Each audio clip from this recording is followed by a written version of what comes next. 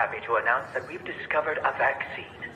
We no longer have to live in fear. Everyone can get back to their normal lives. It's the great hope galvanizing the world. A vaccine for COVID-19. But are we being sold a lie?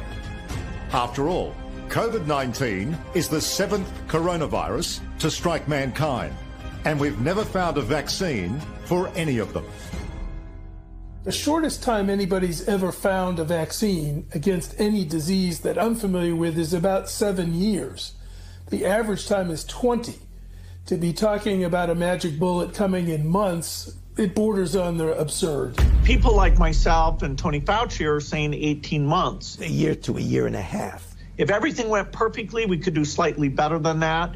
But there will be a trade-off. We'll have less safety testing than we typically would have. And so governments will have to decide, do they indemnify the companies and really say, let's go out with this? Something that people should know about COVID-19 vaccines is they fall today under the PrEP Act, which came into being after 9/11 and after an anthrax scare. And this law gives virtually blanket liability protection. It's basically impossible to get any kind of compensation if you're injured. So people need to understand that if you take COVID-19 vaccines, you are absolutely on your own. If you're permanently injured, if you lose your job, if your healthcare expenses go through the roof, tough luck. Volunteers all across the country began getting shots today as part of the final phase of testing for an experimental vaccine being developed by the NIH and the drug company Moderna. The side effects for the Moderna vaccine sound concerning. We looked. After the second dose, at least 80% of participants experienced a systemic side effect. So, are these vaccines safe? Well, the FDA, not being pressured, will look hard at that. The FDA is the gold standard of regulators, and their current guidance on this, if they stick with that, is very, very appropriate. And the side effects were not super severe. That is, it didn't cause permanent health problems for the things there. Moderna did have to go with a fairly high dose, and so to get the antibodies. This isn't a vaccine story. This is a population management story. If your goal is to make this beautiful earth that we live on an exclusive playground for the entitled few, then populations that get in the way are a problem.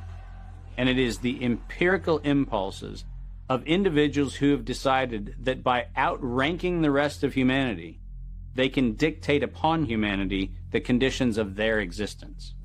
Now we need to go and look in families to find those people who may be sick and remove them and isolate them. This bill enables the police to enter a home without a warrant. Madam Speaker, the police have never held that power. We will find out who lives in the house. If it's someone that is refusing, we will definitely consult with our health officer to look into next steps. So the Sheriff's Department and the Health Department showed up at her door with orders for her and her husband to wear ankle monitors. The couple says they never denied self-quarantining. You will no longer be able to leave home. Only one person will be able to go shopping once per day. Recreational activity is now no longer allowed. You will be allowed to have 1 hour of exercise no further than 5 kilometres from your home. Are you serious? Just for not having a mask? For no mask? Are you serious? We will shut you down. We will cite you. And if we need to, we will arrest you and we will take you to jail. You know the old expression about snitches? Well, in this case, snitches get rewards. Some people are ratting their neighbors out, calling the police, but others are turning to the internet, where social distance shaming has gotten ugly. In a time of crisis, trying to force compliance upon a population by making neighbors and friends distrust one another is exactly the opposite tactic we actually need. When human societies lose their freedom, it's not usually because tyrants have taken it away. It's usually because people willingly surrender their freedom in return for protection against some external threat. That's what I fear we are seeing now. This is a cognitive dissonant moment, which is being imprinted in your brain, just like remember the Great Depression, remember 9/11. Weapons of mass destruction. We are being conditioned to have the excuse for unbelievable acts of tyranny, which will be justified by remember 2020. And your loved ones, those that die, those that are infected, they're being used as cannon fodder, which is the ultimate desecration of their honor and integrity. And this is also a test of humanity, to see how much of our liberty we will let go before we finally draw the line under enough. Well, this won't be the last pandemic that we face. So we'll have to prepare for the next one.